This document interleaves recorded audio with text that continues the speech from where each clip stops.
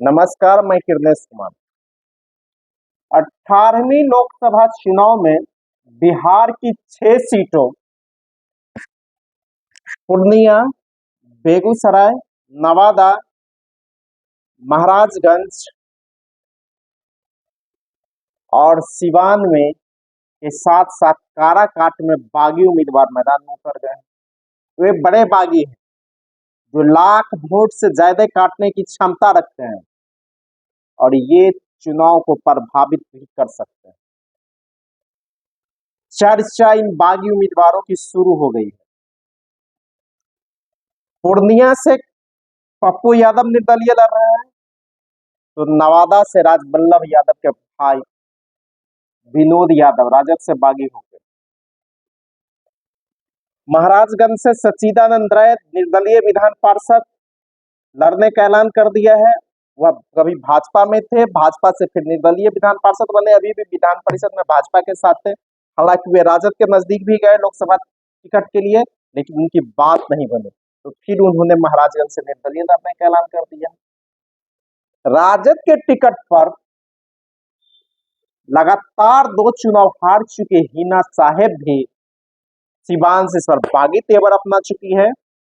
वह भी निर्दलीय चुनावी दंगल में उतरेगी। उन्होंने राजद का टिकट लेना भी इनकार कर दिया। इसी तरह भारतीय जनता पार्टी ने भोजपुरी गायक और अभिनेता पवन सिंह को पश्चिम बंगाल के आसनसोल से टिकट दिया था। उसने भाजपा से लड़ना ही इनकार कर दिया।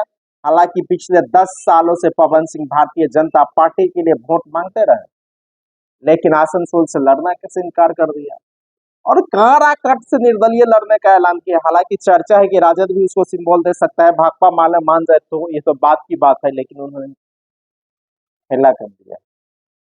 बेगूसराय से बोगो सिंह जदयू के पूर्व विधायक, वह भी कर रहा है। बोगो सिंह 2009 का लोकसभा चुनाव भी लड़ा था, 62,000 वोट आया था। इस बार भी लड़ेगा।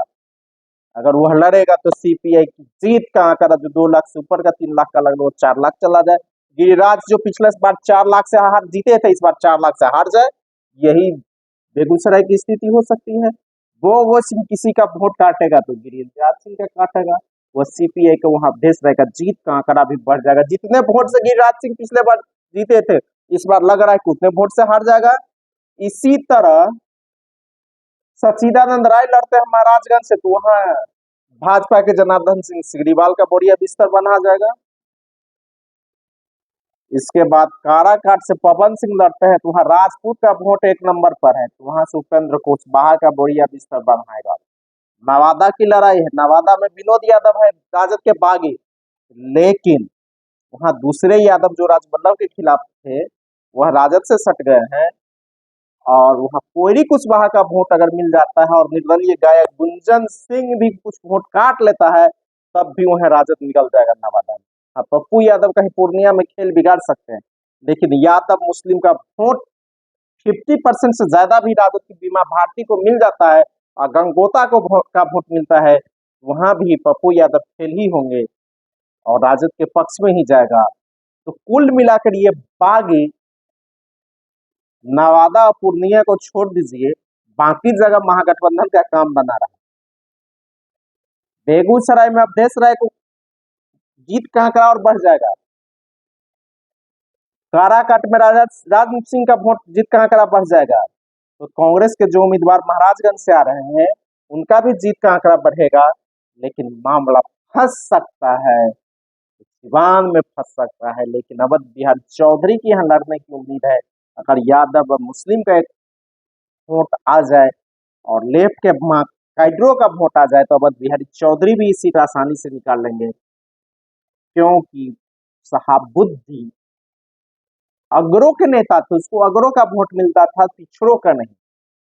वह एक तरह से यादव के विरोध में ही काम करते थे राजद में, लेकिन इसकी जो पिछड़े की राजनीति वहां करता था, कोई और करता था, माले सहित दूसरी पार्टियां लेफ्ट पार्टियां करती रही है और वह अगरों की का वोट उसको मिलता रहा, उसी वोट को जीतते रहे हैं। लेकिन वहां भी सिवान में मामला फंसा हुआ है। लेकिन महाराजगंज, बेगूसराय, काराकाट में जो दो भूमिहार, एक राजपूत के निर्दलीय चुनाव लड़ने की चर्चा और गुंजन सिंह जो लड़ रहे हैं नवादा से, यह सब खेला महागठबंधन का बना दिया है और एनडीए के खेला को और बिगाड़ दिया है। जिस तरह से रिपोर्ट केंद्र को गई है, यह रिपोर्ट से भाजपा की परेशानी और बढ़ने वाली है।